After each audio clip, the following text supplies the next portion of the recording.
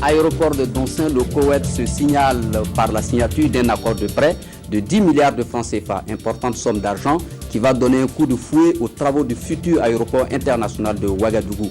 Et puis le ministre du Commerce, Arthur Kafando, est au Maroc. Objectif, prendre langue avec le groupe Adoua, un investisseur marocain qui veut s'installer dans notre pays dans le secteur du ciment.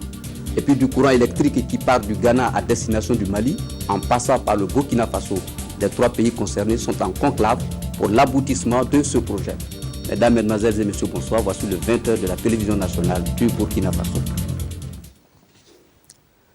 Le bâtonnier et les membres du Conseil de l'ordre des avocats du Burkina Faso ont été reçus hier soir par le président du Faso au palais de Kossiam. Maître Mamadou Traoré et ses collaborateurs sont allés échanger avec Blaise Compaoré sur l'organisation de la prochaine rentrée solennelle du barreau placé sous le haut patronage du chef de l'État. Le reportage est signé Sylvestre. Au palais de Kossiam, le bâtonnier et ses collaborateurs du Conseil de l'ordre des avocats du Burkina sont allés présenter le programme de la rentrée solennelle du barreau au président du Faso, par ailleurs patron de la manifestation. La rentrée est prévue pour les 20, 21 et 22 mars prochains sous le thème Espace communautaire Notre Avenir. Et elle devrait connaître la participation des barreaux des autres pays membres de l'UEMOA et de la CEDEAO. La tradition oblige que chaque année, les ordres judiciaires fassent leur entrée et l'ordre des avocats également à faire son entrée. Pour les ordres judiciaires, c'est le 1er octobre de chaque année, le premier lundi d'octobre de chaque année. Mais pour nous, c'est un peu un serpent de mer parce que depuis quelque temps, nous avons abandonné cette tradition, cette pratique. Le Conseil de l'ordre et moi-même, nous nous sommes engagés à renouer avec cette tradition républicaine, avec cette tradition qui font la force et la fierté des barreaux. Les avocats ont aussi abordé avec le président du Faso les questions liées à la justice et les préoccupations de l'heure du barreau.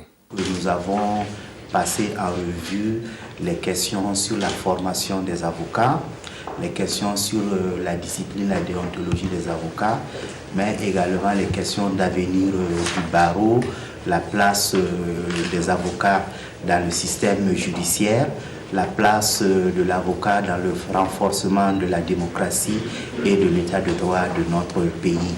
Et le président également nous a fait part de ses suggestions et de ses préoccupations et il nous a appelé à beaucoup plus d'unité et de cohésion. L'ordre des avocats a dû faire face ces derniers temps à bon nombre de difficultés internes.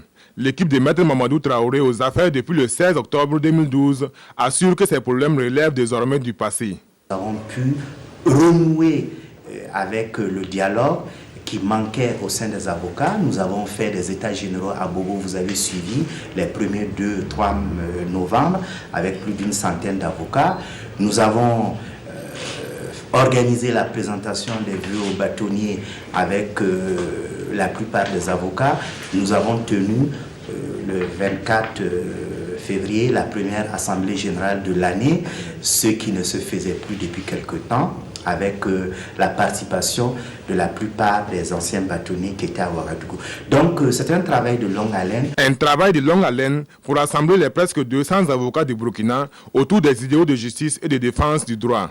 Une condition sine qua non de la vie du bâtonnier pour que le barreau puisse remplir au mieux sa mission de service public. Mobilisation des ressources pour l'aéroport de Donsin. Les bailleurs de fonds s'annoncent, c'est le cas du Koweït, dont une délégation est venue visiter le site. Une visite qui s'est achevée par une signature d'accord de près de 10 milliards de francs CFA. Reportage signé Nyarkiteda. On se souvient encore à cette table ronde des bailleurs de fonds. Du 18 juin 2012, il avait été signalé le retrait du Koweït sur la liste des partenaires financiers devant accompagner la mise en œuvre du projet de l'aéroport de Donsin. Aujourd'hui, cette information est balayée du revers de la main. Le Koweït se signale et de la plus belle manière à travers cette signature d'un accord de 10 milliards de francs CFA octroyés sous forme de prêt à l'issue de 10 jours de travaux. Le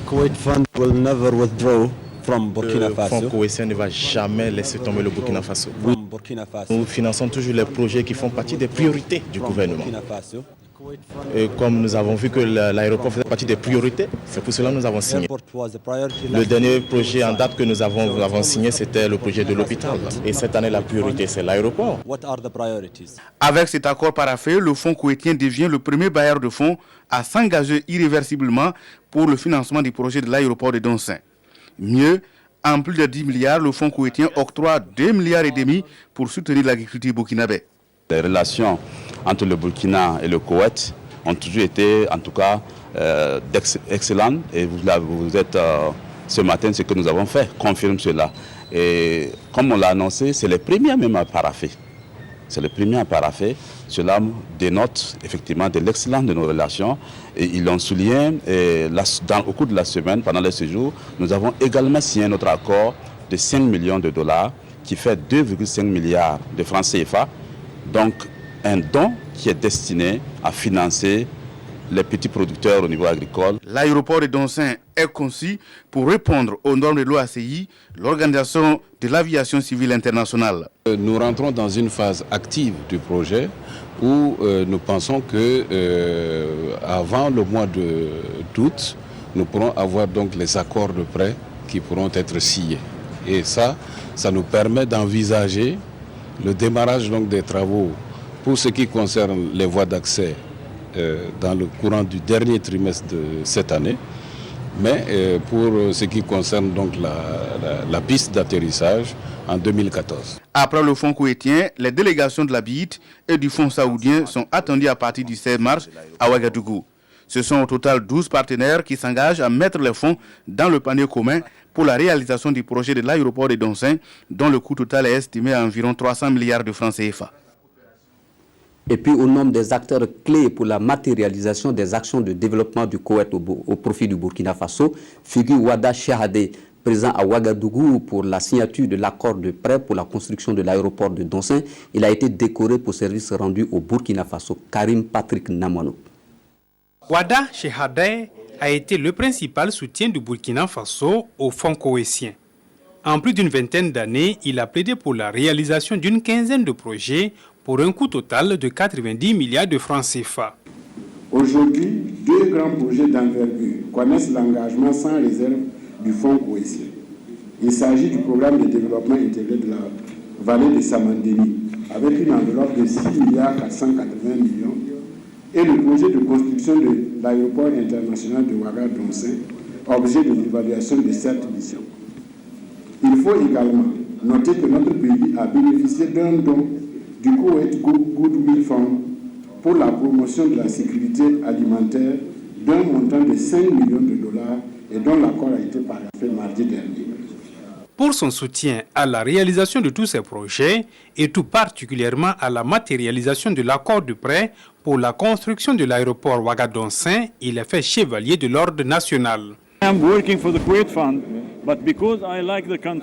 faire cette mission au profit de ce pays pour qui j'ai un grand respect. Je suis très honoré, je suis surpris et vraiment très agréablement surpris et je vous remercie beaucoup. Wada Chehadeh connaît bien le Burkina Faso pour y avoir séjourné au cours de 8 passages. Et nul doute que cette cérémonie de distinction lui restera longtemps gravée dans la mémoire. Puis le ministre de l'Industrie, du Commerce et de l'Artisanat effectue présentement une visite au Maroc. Objectif, prendre connaissance du groupe Adoua, un investisseur marocain désireux de s'installer au Burkina Faso. Arthur Kafando a visité le siège du groupe Adoua, le 4e groupe dans le domaine du ciment au Maroc, avant de se rendre sur le chantier de logements sociaux dans lequel le groupe est également spécialisé. Drissa Siré depuis le Maroc.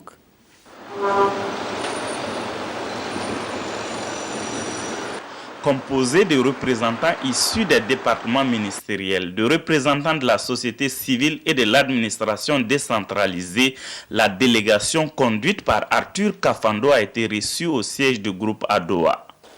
Leader marocain de la promotion immobilière et 4e groupe dans le domaine du ciment au Maroc. Les hôtes de marque sont invités à visiter le guichet unique du groupe, un guichet dont la particularité est de permettre aux citoyens, une fois toutes les formalités accomplies, de repartir avec les clés d'un logement social. L'intérêt est de voir que tout le monde peut avoir accès à la propriété. L'intérêt, c'est de rappeler le slogan du groupe « Devenez propriétaire au prix d'un loyer ». Aujourd'hui, avec les principes de financement qui sont mis en place, avec la fiscalité avantageuse, avec le foncier disponible, et là, c'est ce qu'on appelle les 3 F, donc je reprends fiscalité, foncier et financement, n'importe quelle personne peut avoir accès à la propriété. C'est là, à la périphérie de la ville de Casablanca, que le groupe Adoua traduit en réalité son concept de logements sociaux d'un type nouveau, avec des immeubles R+4 composés d'appartements prêts à consommer. Qualité des matériaux de construction, célérité dans l'exécution des travaux, réalisation d'infrastructures d'accompagnement, ce sont là les maîtres mots utilisés par le promoteur immobilier pour justifier le succès du projet. Des valeurs qui pourraient inspirer le Burkina dans sa politique de promotion des logements sociaux. Il y a des projets qui sont en cours au Burkina. Son Excellence, le président de Faso, a lancé le programme 10 000 logements. Nous félicitons. C'est un programme qui se déroule normalement, qui, avec le Premier ministre, qui a donné un coup d'accélérateur pour que ça puisse se mener vraiment à son terme et puis dans de bonnes conditions. Mais ce que nous reconnaissons ici, c'est qu'il faut travailler avec les Burkinabés pour que nous puissions aller vers la réalisation d'appartements en hauteur. Et puis l'Ordre des architectes du Burkina Faso a un nouveau conseil depuis le 10 janvier 2013. La passation de charge entre le nouveau et l'ancien conseil a eu lieu le 14 mars dernier. Désormais, c'est Simon Sibiri Kafando qui remplace Ouanouara Alain Gilbert Kuala à la tête de l'Ordre des architectes du Burkina Faso. Le nouveau conseil a été installé par le ministre de l'Habitat et de l'Urbanisme en présence de Nicolas Zegani. Ouamnoaga Alain Gilbert Kuala, après 2 mandats consécutifs à la tête de l'Ordre des architectes du Burkina, passe le témoin à Simon Sibiri Kafando qui prend le relais pour 2 ans. Le président du nouveau conseil, composé de 7 membres, place son mandat sur le signe de la continuité et de la consolidation des acquis d'un conseil précédent. De travailler à peaufiner un peu les textes pour améliorer, donc garantir le marché, garantir la transparence de la compétition pour l'ensemble des confrères et asseoir un secrétariat permanent parce que l'Ordre des architectes du Burkina doit abriter l'ensemble, l'union des architectes de la communauté ouest africaine dans l'UEMOA. Cela dans le cadre donc, de la normalisation des textes de la profession libérale. Le conseil sortant a travaillé à rendre visible l'Ordre des architectes du Burkina, surtout assister tous ceux qui voudraient bâtir en respectant la qualité et la norme. Nous avons essayé de faire un plan stratégique des activités depuis pratiquement 2008-2009. Et nous l'avons commandité avec, je peux dire, des consultants qui ont fait des enquêtes pour nous déterminer vraiment les problèmes de l'ordre, diagnostiquer les problèmes et les perspectives qui nous ont permis de laisser un programme. Le ministre de l'Habitat et de l'Urbanisme qui a installé le nouveau conseil a exprimé toute la disponibilité de son département à travailler avec l'Ordre des architectes pour la création d'un environnement réglementaire sain et propice à l'expression des talents sans discrimination. D'ici à 2017, le courant électrique ira du Ghana au Mali en passant par le Burkina Faso. C'est un vaste projet d'interconnexion porté par la CEDEAO. Depuis ce matin, les 3 pays concernés se rencontrent à Ouagadougou pour réfléchir sur les actions concrètes à mener pour l'aboutissement du projet. Jacques Lamissa Tartaga signe pour vous le reportage. L'interconnexion électrique va partir de la ville de Han au Ghana, puis passera par Bobo Dioulasso pour rejoindre Sikasso et Bamako au Mali. Cette rencontre entre les premiers responsables de l'énergie du Ghana, du Mali et du Burkina Faso devra définir les actions concrètes à mener sur le terrain pour aboutir à cette interconnexion. Il nous appartient, dans le cadre donc de cette réunion-là, de voir quelles sont les implications de cette décision. Donc refaire l'étude de faisabilité et permettre donc aux partenaires techniques et financiers qui sont acquis à ce projet-là à revoir donc le schéma de financement pour nous permettre d'accélérer. Parce que c'est un projet prioritaire. Il était prévu pour être fini en 2015. Actuellement, nous tablons sur 2017. Cela va permettre aussi le partage des risques et cela renforce notre crédit, n'est-ce pas, vis-à-vis de nos partenaires financiers et techniques. Mais c'est pour cette cette raison que ce projet est important. Comme vous le savez vous-même, tous nos pays aujourd'hui sont en délestage. À Bamako, nous connaissons des problèmes d'électricité. Donc il faut rapidement réaliser ces interconnexions pour permettre à nos pays de profiter du foisonnement des moyens de production que les interconnexions offrent. Le projet d'interconnexion électrique Ghana-Mali, en passant par le Burkina Faso, est porté par la communauté économique des États de l'Afrique de l'Ouest, CEDEAO, et c'est l'organe spécialisé West African Power Pool, chargé du système d'échange d'énergie électrique, qui coordonne les activités. L'interconnexion couvre une partie du Ghana, une partie du Burkina Faso, il traverse tout le Burkina Faso d'ailleurs. Il traverse pratiquement le Mali tout sur le sud, depuis le sud jusqu'au centre, il arrive à Bamako. Il y a 4 sous-stations de haute tension à 225 kV à construire. Et ce projet est un projet qui a été étudié et approuvé au niveau des gouvernements, parce que les ministres en charge de l'énergie l'ont approuvé depuis 2010. Puis les bailleurs de fonds sont aussi également constituent un soutien, puisqu'ils ont déjà approuvé, je dirais pas approuvé, mais proposé les financements qui vont avec ce projet. Au terme du projet, c'est-à-dire en 2017, ce sont environ 225 kV qui vont traverser ces 3 pays et le financement acquis est d'environ 116 milliards de francs CFA. Il faudra, pour accélérer le processus, selon les experts, alléger les procédures administratives dans les pays concernés afin que les délais soient respectés. Voilà toutes nos excuses pour la mauvaise qualité sonore de cet élément. Ceci dit, l'Agence pour la promotion des exportations du Burkina Faso a organisé ce matin à Ouagadougou une session d'information et de formation des conseillers économiques nouvellement nommés auprès des ambassades du Burkina Faso. Une formation qui va permettre aux conseillers économiques de maîtriser l'environnement des affaires et les possibilités d'investissement au Burkina Faso. Le reportage est signé Boukari Ouedraogo. Nommé en Conseil des ministres au mois de janvier dernier dans les représentations diplomatiques du Burkina Faso, ces conseillers économiques s'apprêtent à rejoindre leurs postes respectifs. Mais bien avant, l'Agence pour la promotion des exportations du Burkina a jugé utile d'organiser à leur intention cette formation qui leur permettra de maîtriser le climat d'affaires, les opportunités d'investissement et la stratégie nationale de promotion de l'exportation.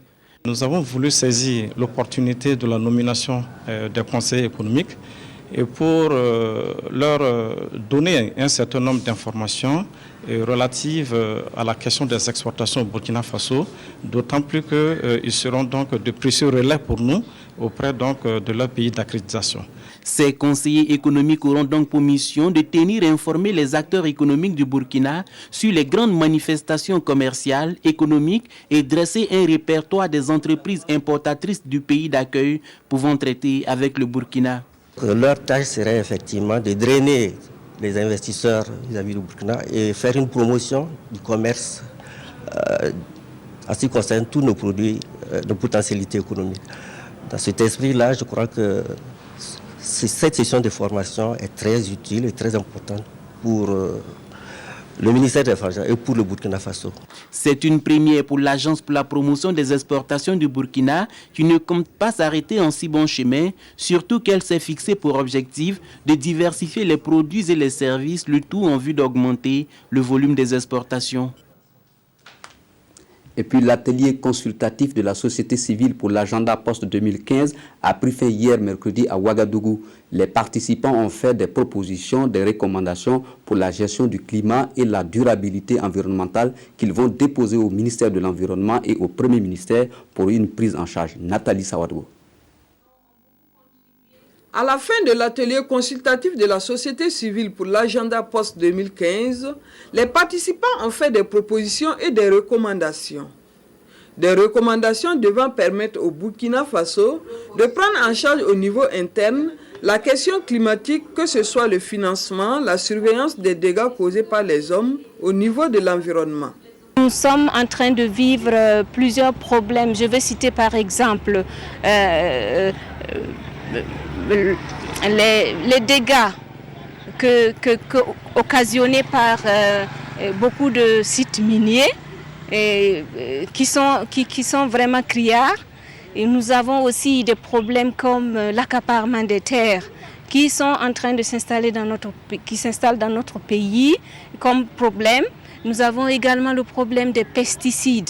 Nous avons pas mal de problèmes que nous avons vraiment recensés et pour lesquels nous allons, dans les jours à venir, interpeller nos autorités et pour voir ensemble comment, que ce soit la société civile, que ce soit le gouvernement, comment ensemble on pourrait faire en sorte d'inverser la tendance actuelle des choses. Les participants se félicitent du travail abattu, mais déplorent l'insuffisance du temps mis pour la rencontre.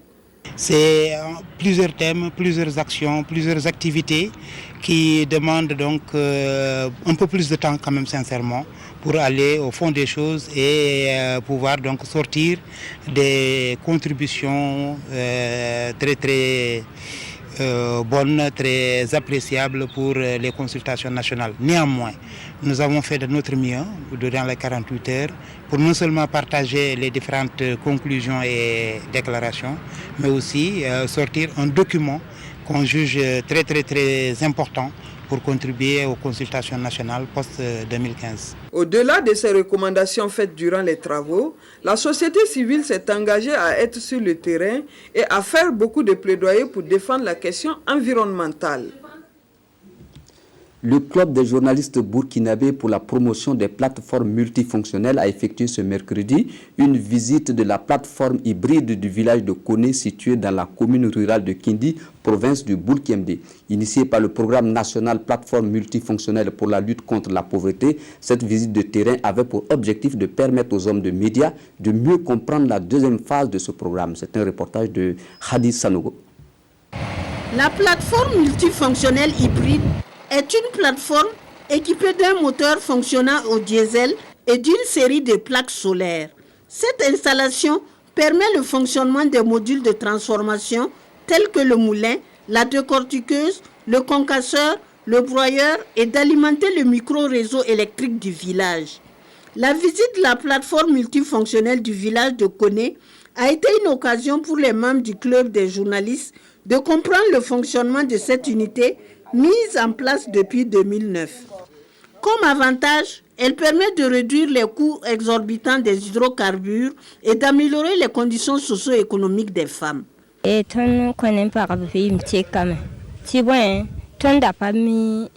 Grâce à la plateforme multifonctionnelle, nos conditions de vie ont changé.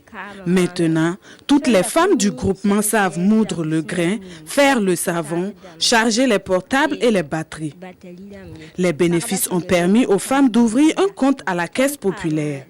Avec cet argent, elles peuvent mener des activités génératrices de revenus.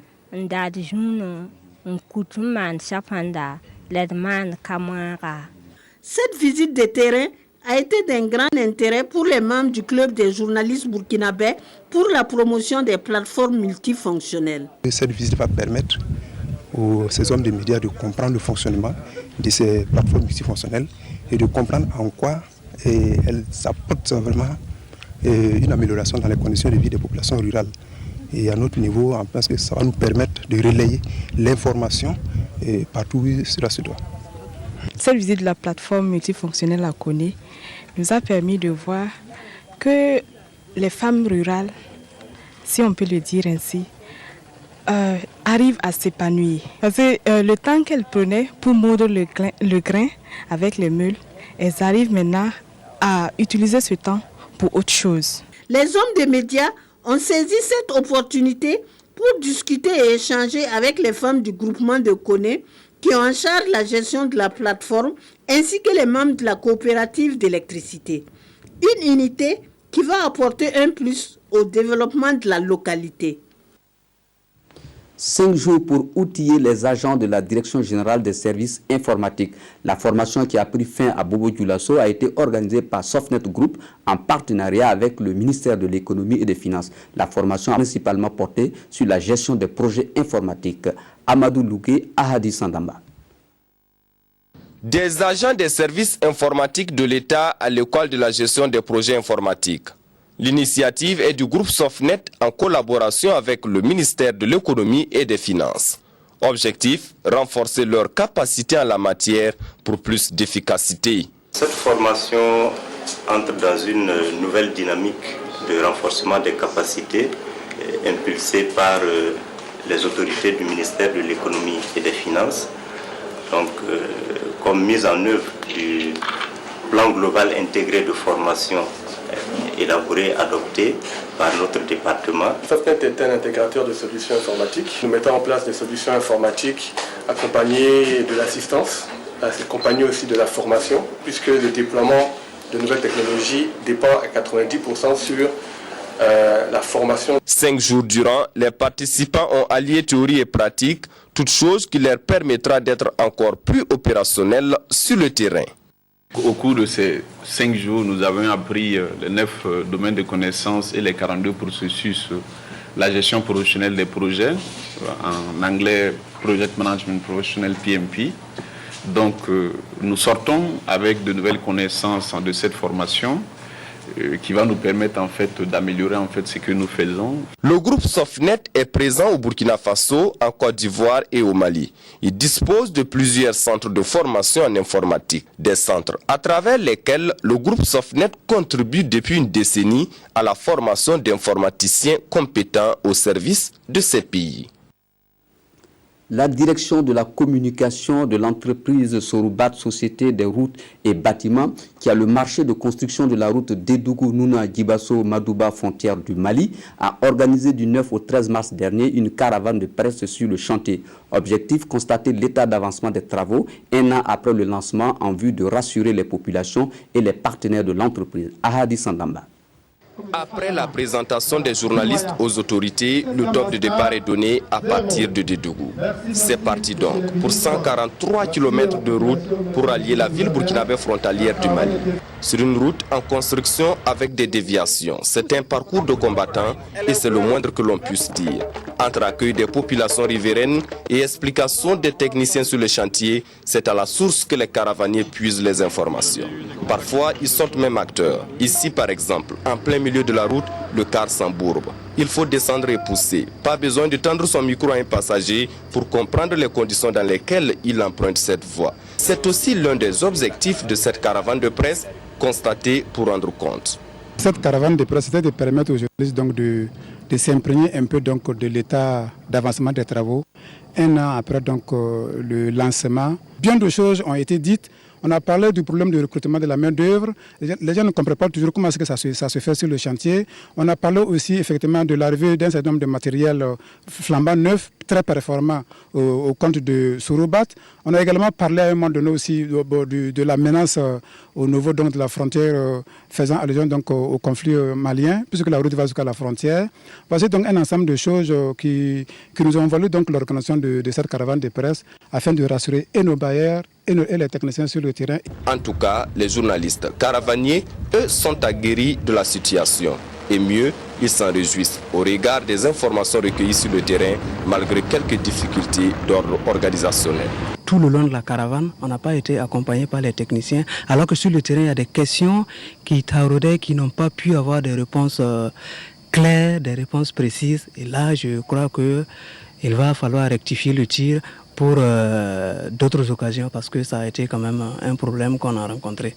Ça nous permet d'avoir l'information juste pour communiquer aux populations locales quant à la faisabilité, sinon la finalité même de ce projet de construction et de bitumage de la route. C'est donc un ouvrier de l'information bien instruit de l'état d'avancement des travaux de construction de la route de Dédougou-Nouna-Djibasso-Madouba, frontière du Mali, que les journalistes caravaniers repartent dans leurs rédactions respectives. 24 heures après l'élection du nouveau pape, le clergé de l'Église catholique a convié hier après-midi à l'archevêché de Ouagadougou la presse. Cette rencontre avait pour objectif de partager la joie de l'Église catholique. Estelle Judith Assoba.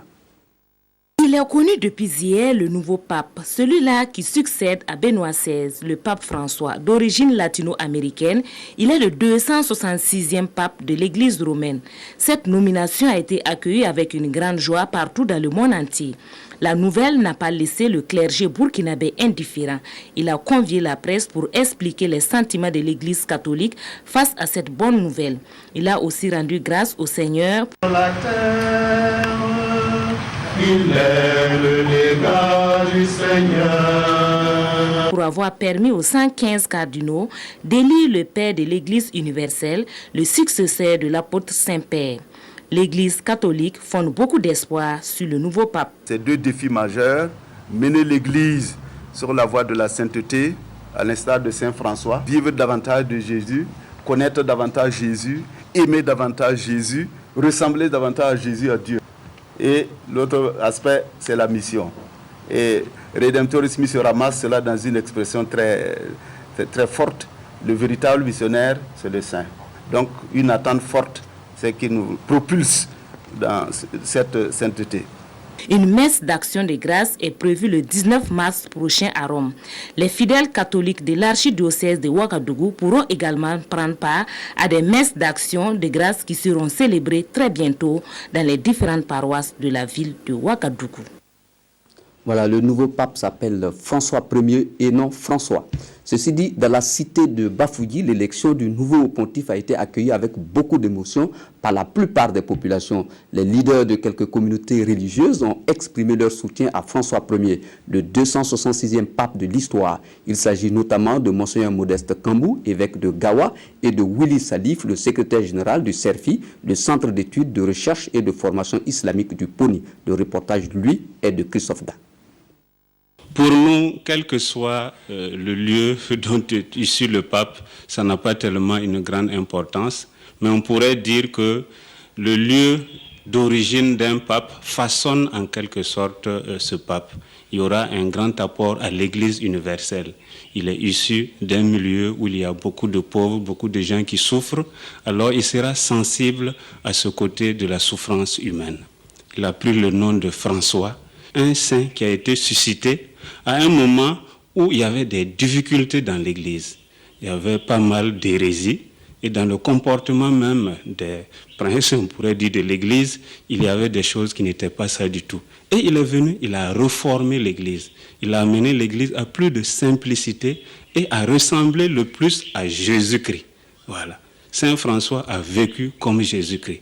Et lui, en choisissant ce nom-là, il dit, il veut revenir à l'essentiel qui est Jésus-Christ. Nous savons bien que l'homme ne peut vivre que dans une société et une société a besoin de bons dirigeants. Et les sociétés les plus heureuses, ou les communautés les plus heureuses, ce sont celles qui ont des bons dirigeants. Et je souhaite à ce dernier pape réellement une grande sagesse pour pouvoir accomplir sa mission. Ce n'est pas l'origine, la couleur ou bien sa richesse ou non. Ça ne compte pas, c'est sa valeur.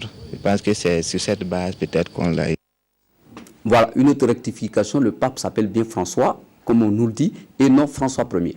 Ceci dit, ce jeudi 14 mars est intervenue la cérémonie de remise d'un bâtiment de 3 classes à l'école primaire de Tambougou, village situé à 25 km de Fadangourma. Cette initiative est l'œuvre de 2 ONG qui n'ont ménagé aucun effort pour permettre aux élèves de CP1 de ce village de quitter les conditions précaires dans lesquelles ils étaient. Il s'agit de l'Organisation catholique pour le développement et la solidarité et le Christian Children Fund of Canada. Le reportage est de Frédéric Etienne Bassenga. Les élèves de CP1 de Tambangou, village situé à 25 km de Fadangourma, ne prendront plus les cours dans cette classe sous paillote.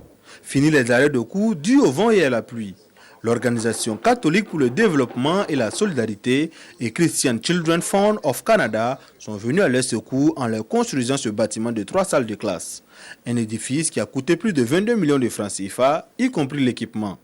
Sous le soleil, les enfants me réclamaient « Madame, le soleil, Madame, le soleil ». Maintenant, Madame et les maîtresses à l'ombre. C'est très joli. Je suis très content, je suis très satisfait. Convaincus que c'est l'éducation qui permettra aux enfants de devenir des hommes de demain, ces ONG ont voulu par cette action contribuer à rehausser le taux de scolarisation dans la région de l'Est, qui est l'un des plus faibles au Burkina Faso. Nous croyons, comme beaucoup d'autres personnes, que l'éducation est fondamentale pour assurer le développement des enfants. C'est pourquoi nous avons une approche plus globale pour aborder la question de l'éducation, qui passe d'abord par la construction des infrastructures. Pour le gouverneur de l'Est, cette initiative est à saluer. Il espère qu'elle fera tache d'huile dans la région. Ce genre d'initiative, c'est ce que nous demandons. S'il y avait une multitude de gens de bonne volonté, comme le CADES, comme CCFC, peut-être que d'ici quelques années, on n'aurait plus d'école sous paillotte au Burkina Faso. Et ce serait bien pour l'ensemble de la population, et ce serait bien pour les enfants, et ce serait bien pour tout le monde. Et pour améliorer les conditions d'études des élèves de ce village, ces ONG leur ont offert 163 lampes solaires. Des lampes solaires que les élèves de Tambangou ont promis utiliser à bon escient. Aux États-Unis, le mois de mars est dédié à la femme.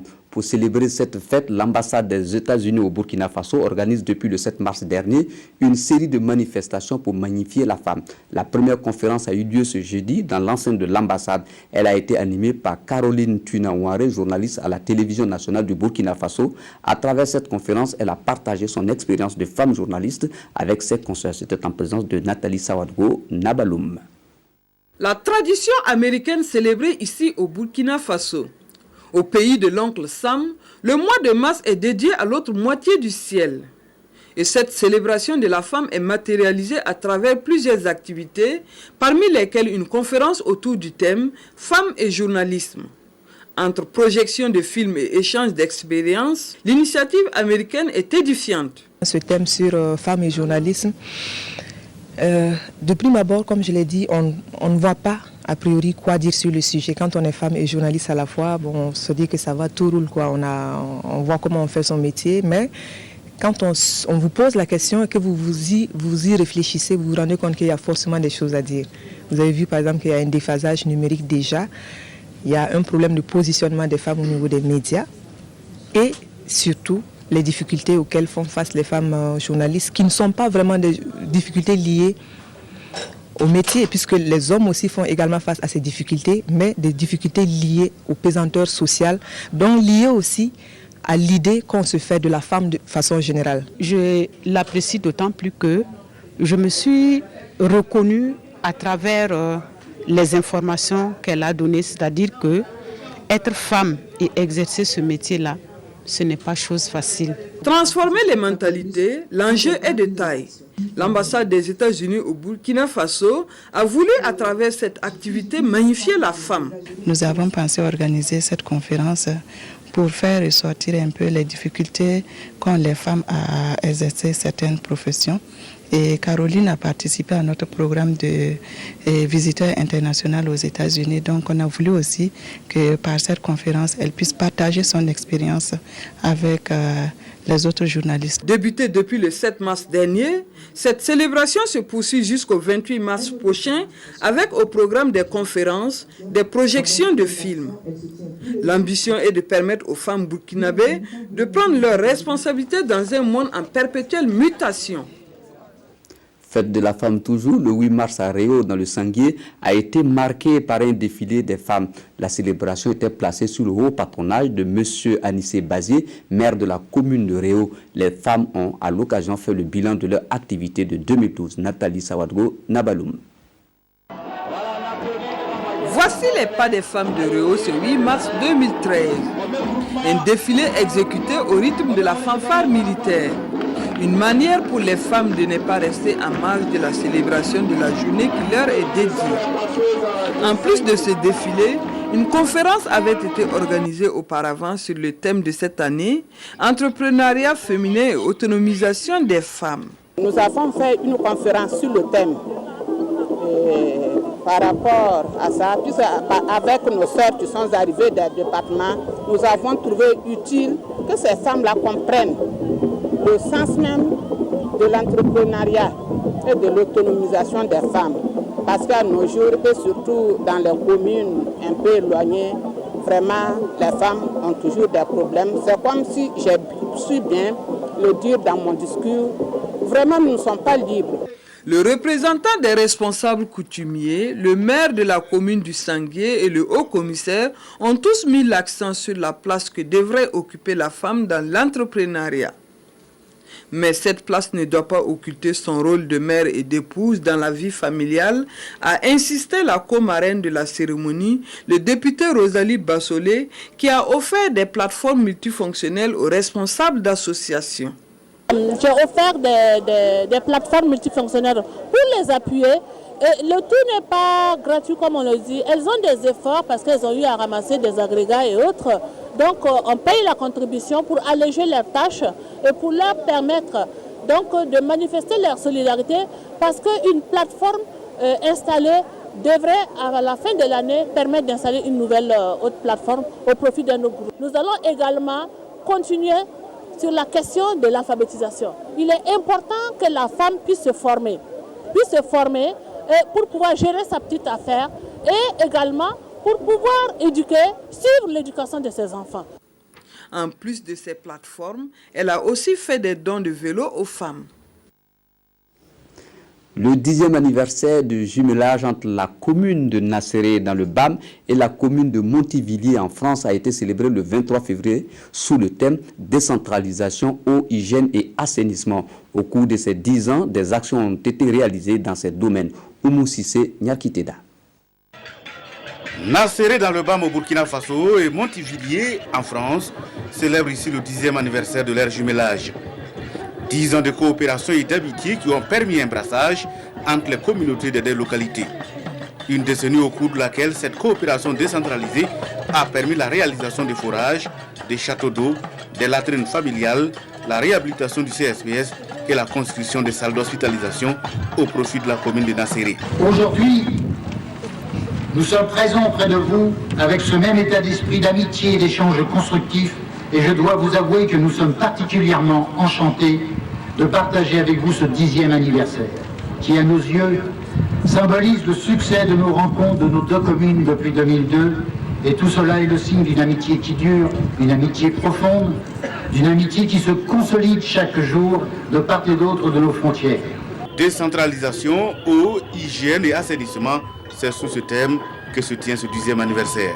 Au-delà de son caractère festif, ce 10e anniversaire constitue un temps de réflexion pour revisiter le passé et afin de faire des projections pour le futur. Aussi, je voudrais lancer un appel à l'adresse de la population de Nasseré.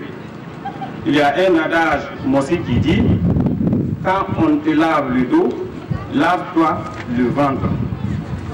Quant aux amis du Montivilliers, nous les encourageons à continuer leur appui.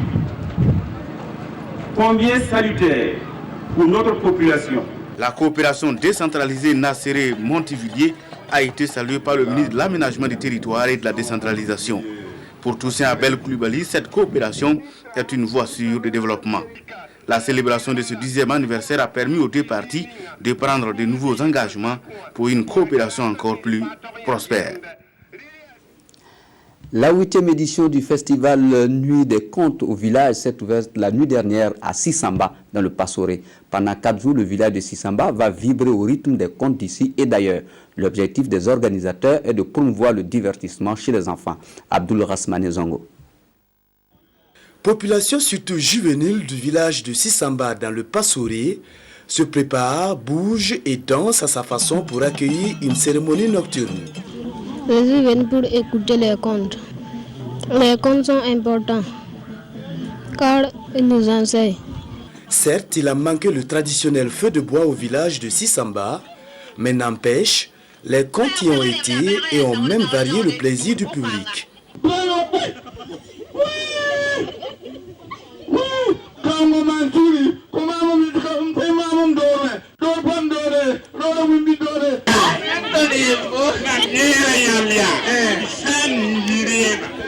Nous sommes dans l'univers du 8e festival Nuit du Conte au village avec une trentaine d'artistes nationaux et étrangers face à des spectateurs en majorité composés d'enfants, cibles privilégiées.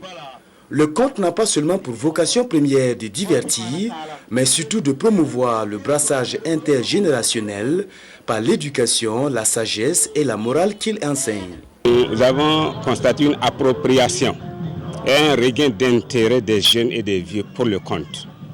Parce que le constat avait été fait que de moins en moins les jeunes s'y intéressaient et préféraient s'adonner à la vidéo, aux jeux de société autres électroniques. Et depuis que le festival a commencé, les enfants se retournent vers leur maman, leur papa, et leur demandent de leur dire des contes. Ensuite, nous faisons des spectacles dans les écoles. Et cela entraîne un éveil pour les enfants sur le plan pédagogique. À travers chants et danses, des femmes de Sisamba ont apporté leur touche au festival Nuit des Contes au village, dont l'originalité cette année est l'animation d'une conférence et de causeries débat en direction des élèves. D'autres activités ludiques, artistiques et récréatives sont au programme pendant 4 jours afin de faire du conte une école de formation à la vie. Voilà, c'est la fin de votre journal. Merci de l'avoir suivi. Je vous retrouve dans quelques semaines pour d'autres informations. Merci, au revoir et à bientôt.